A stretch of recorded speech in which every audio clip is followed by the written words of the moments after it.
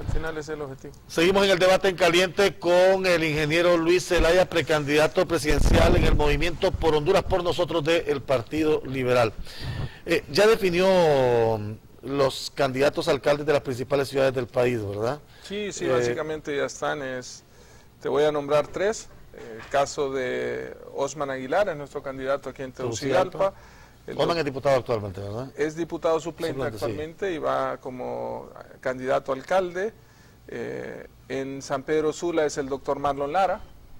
Exalcalde de Puerto Cortés también, actual diputado. Es diputado actualmente por el departamento de Cortés y va como candidato a la alcaldía de San Pedro Sula.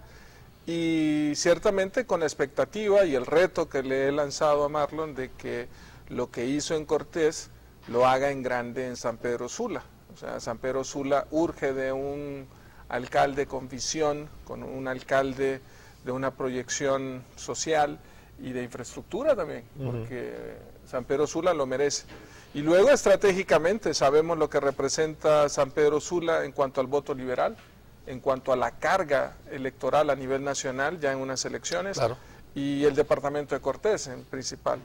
Y en la ciudad de La Ceiba es Roberto Dip, el que está como alcalde para nuestro movimiento, igual, un perfil similar al mío, si lo queremos ver de alguna forma, en razón de que viene de la empresa privada, no había tenido participación política, aun y cuando es hijo de Margie Dip, ¿no? Que es una política destacada, exalcaldesa también en La Ceiba, y que estaba en libre, pero que es recuperada, Margie, es recuperada y la recibimos con los brazos abiertos a doña Margie. Un saludo a doña Margie en La Ceiba. Diputados, ¿quiénes están con ustedes?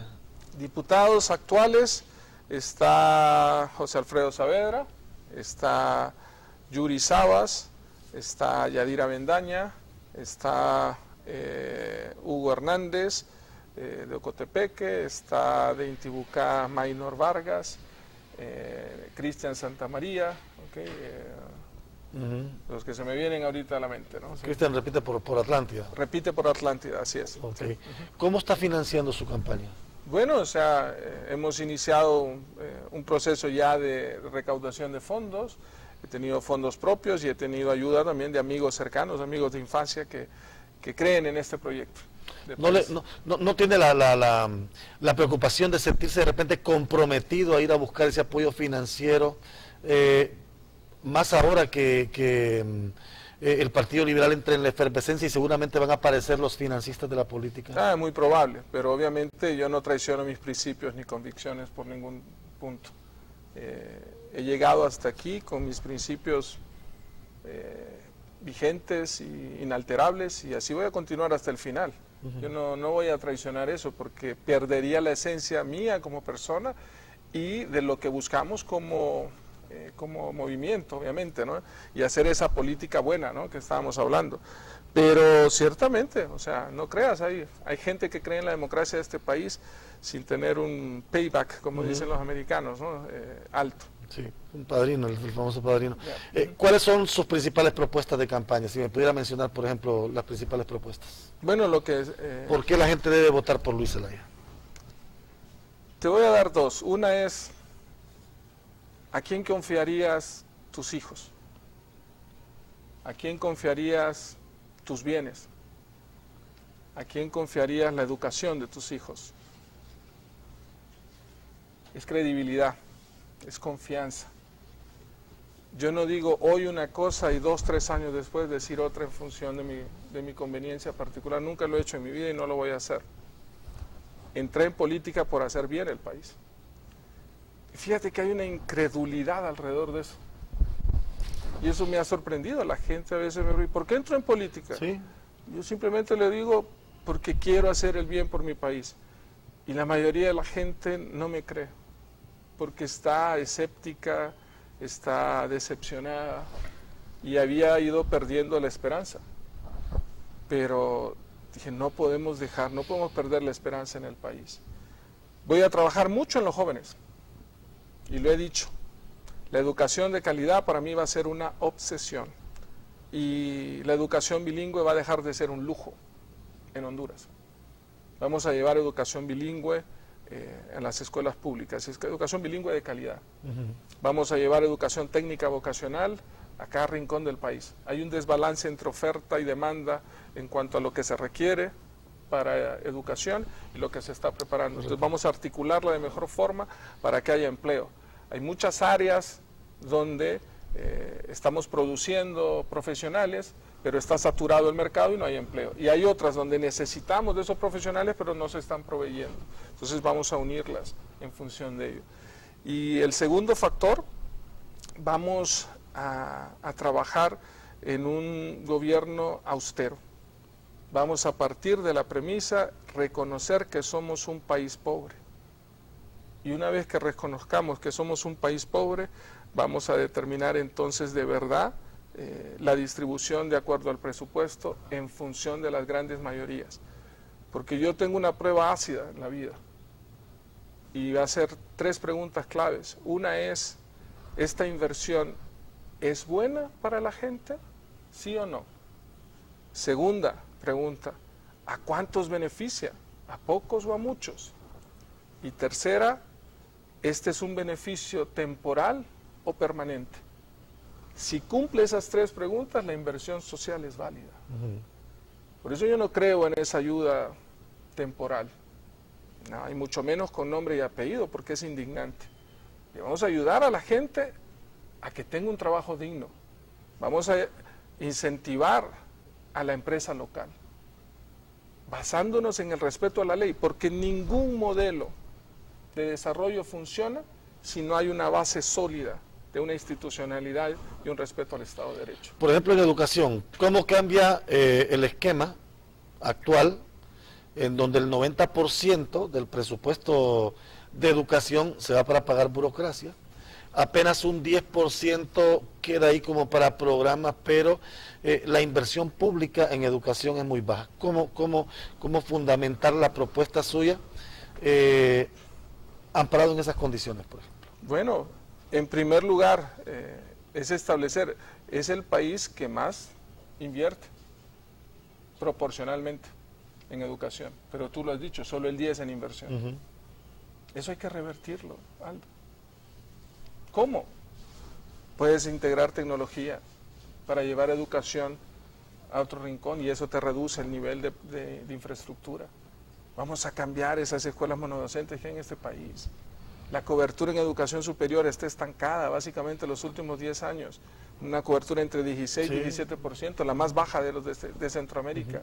Nicaragua nos está superando en términos educativos. Lo que pasa es que hay que pensar que esto no es de 4 o 10, esto va a ser a 10, 12 años, pero dejas los cimientos. Y no importa si lleva tu nombre o no lleva tu nombre, eso es indiferente. Lo que tenemos que hacer es invertir en educación, lo que se invierte de mejor forma. Y vamos al docente, respetar el estatuto, que se respeta, porque eso es ley. Partimos de que hay que respetar la ley. Sobre eso hay que trabajar en valores, en familia, en la educación. Hay que modificar el currículo. Hay que formar a los profesores. Hay que dotar de tecnología. Hay que asegurar la merienda escolar. Somos el segundo país en Latinoamérica con peores índices de desnutrición infantil. Un niño no puede. ¿Cómo va a aprender un niño si está desnutrido? Entonces, hay temas básicos. ¿Okay?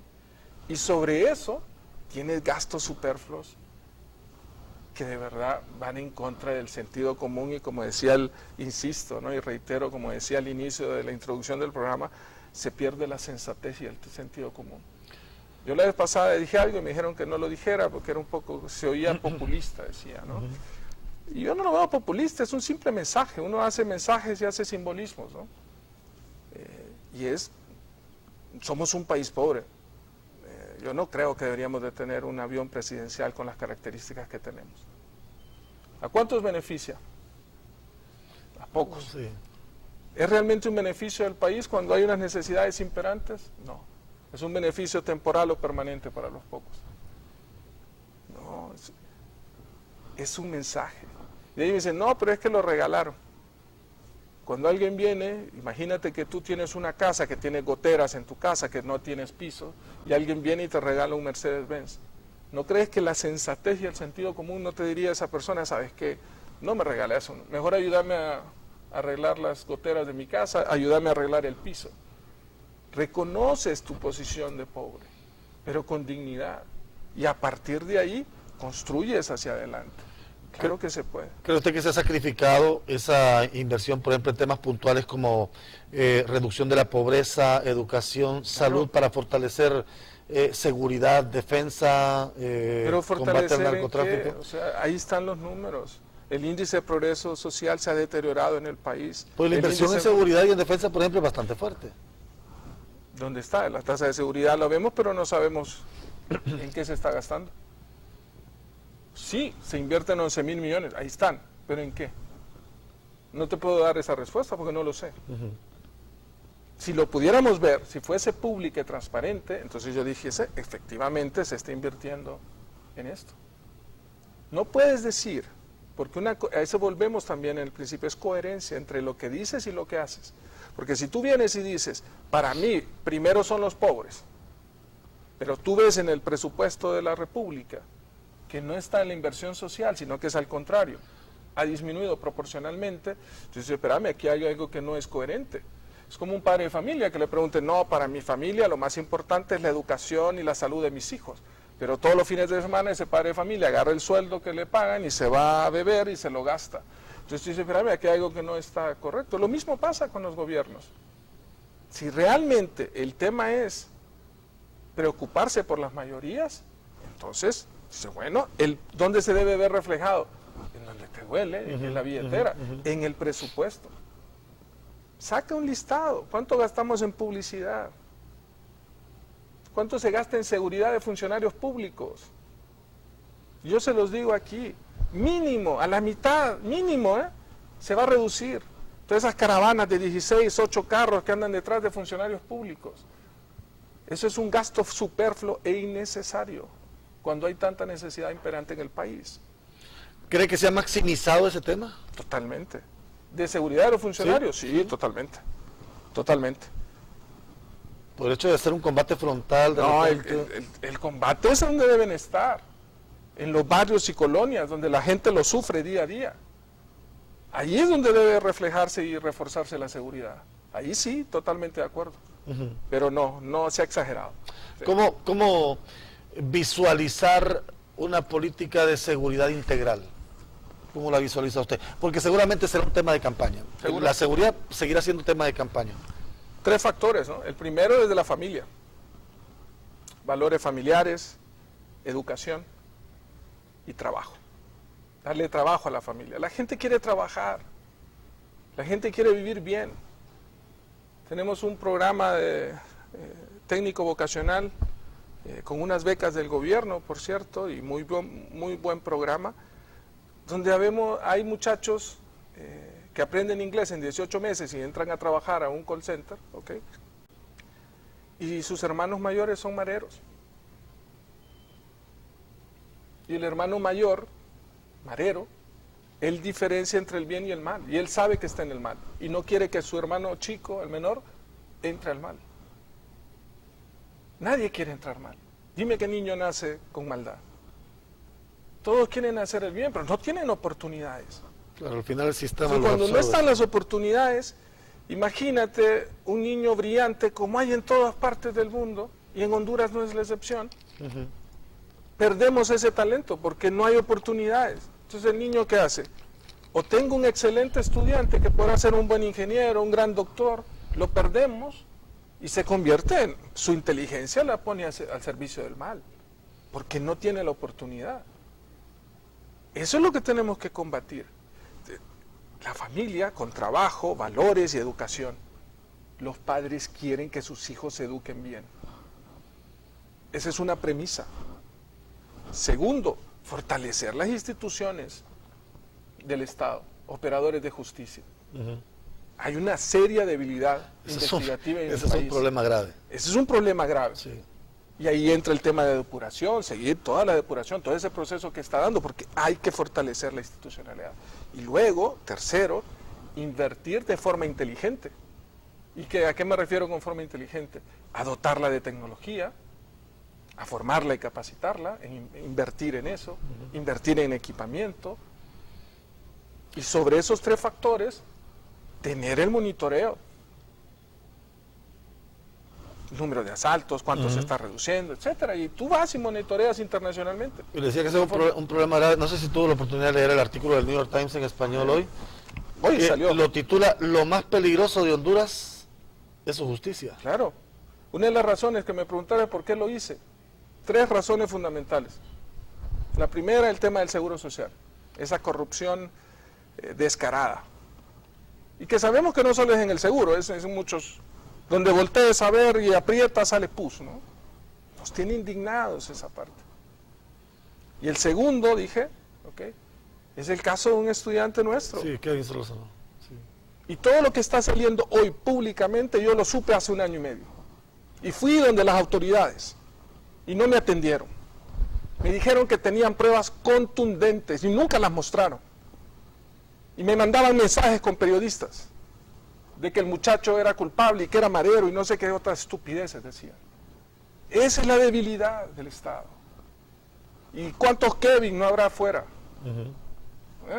Si fuera hijo mío, quizás no, porque yo soy de influencia. Pero como él no la tenía, había que fregarlo y mostrarle que el sistema es poderoso. Esas cosas indignan. Y el tercero, la debilidad de la institucionalidad del país. Sabemos que no hay una independencia de los poderes del Estado en Honduras. Ahí está el artículo. ¿Por qué no lo tienen que decir de fuera? ¿Por qué no sacamos ahí entonces ese patriotismo cuando alguien viene y dice algo que no nos gusta? Saquémoslo ahí también. En Honduras sabemos que la institucionalidad del Estado no existe, es débil.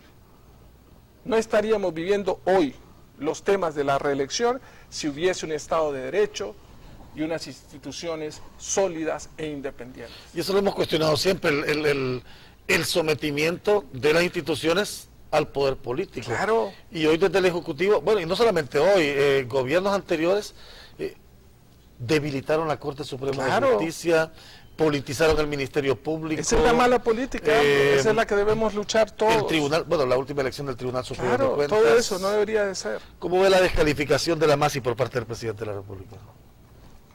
Él mismo la propuso. ¿Cómo descalificas a lo que tú mismo propones?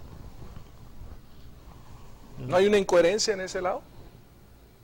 Cuando te conviene, sí, cuando no. ¿Será que hay incomodidad de la clase política ya claro, con algunos temas? Claro que lo hay. Claro que lo hay. Yo soy una de ellas. Yo soy una incomodidad de la clase política tradicional de este país. Voy cerrando. ¿Qué futuro le ve a esta campaña con la reelección presidencial? Es ilegal, tal y como está planteada. ¿Está consciente que eventualmente hay que ver en las urnas? La misma Constitución establece el mecanismo, ahí está el plebiscito. El plebiscito se pone una urna. ¿Está de acuerdo con la reelección? Sí o no. Y que la gente vote.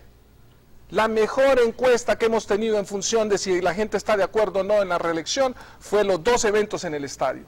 Yo estuve en el evento del Partido Olimpia Pachuca. Al unísono la gente gritó lo que gritó. Lo mismo pasó con el partido de la selección el viernes pasado. Esa es la mejor encuesta que pueden tener. 40.000 personas gritando al unísono qué es lo que siente el pueblo hondureño. Está claro, gente de todo nivel socioeconómico, gente de diferentes partes del país, ahí está la encuesta. Oigan al pueblo, sean responsables. ¿Está consciente que de ganar la candidatura del Partido Liberal va a ir a contienda con el actual presidente? No, porque es ilegal. Él no puede ser candidato a la presidencia del Partido Nacional. Es ilógico pensar que solo una persona dentro del Partido Nacional puede continuar los proyectos o el proyecto político y de gobierno que ha tenido el Partido Nacional. No lo puedo creer, no lo concibo. Entre el 1.000.000 y tantos que votaron por el Partido Nacional en las elecciones pasadas, no hay una tan sola persona inteligente, capaz, que pueda darle continuidad. Los proyectos no continúan alrededor de una persona. Son unidad de propósito o de partido. Ahí tienen muy buenos líderes, ahí está Juan Diego Zelaya, el mismo Óscar Álvarez, Ricardo Álvarez, lo que sea, X. Ellos tendrán que decidir. Pero el presidente de la República no puede ser candidato al Partido Nacional porque es ilegal. ¿Cómo terminar con esta incertidumbre de cada 4 años de encontrarnos con un presidente que se quiera quedar? ¿Cómo terminar con esa incertidumbre?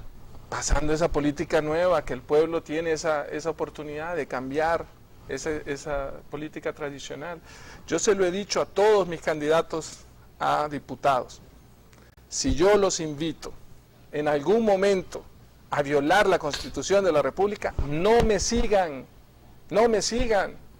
Si yo les invito en el futuro a que violen la Constitución en aras del partido, no lo hagan, no lo hagan, porque no gira en torno a una persona, gira en torno a los ideales de un partido, y en este caso el liberalismo social, que es lo que corresponde al Partido Liberal, ¿no? Ingeniero, le agradezco mucho la participación. Hemos, creo que, agotado la temática, hemos hablado ampliamente, y creo que también la gente queda clara un poco en su propuesta y en su... Claro. Y no habrá más oportunidades. Seguramente habrá más oportunidades. Se viene lo de la campaña, sí. Así que lo dejo para que se despida. No, muchísimas gracias a todos. Creo que el país está levantando una nueva alternativa.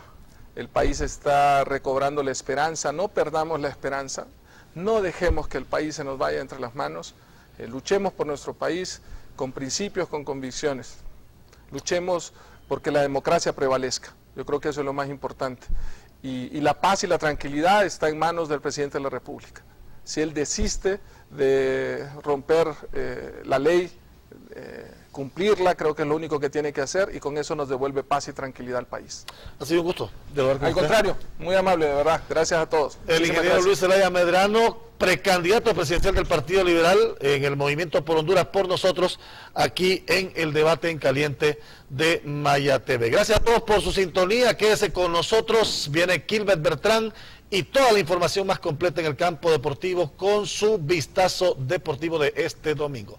A todos buenas noches y que estén bien.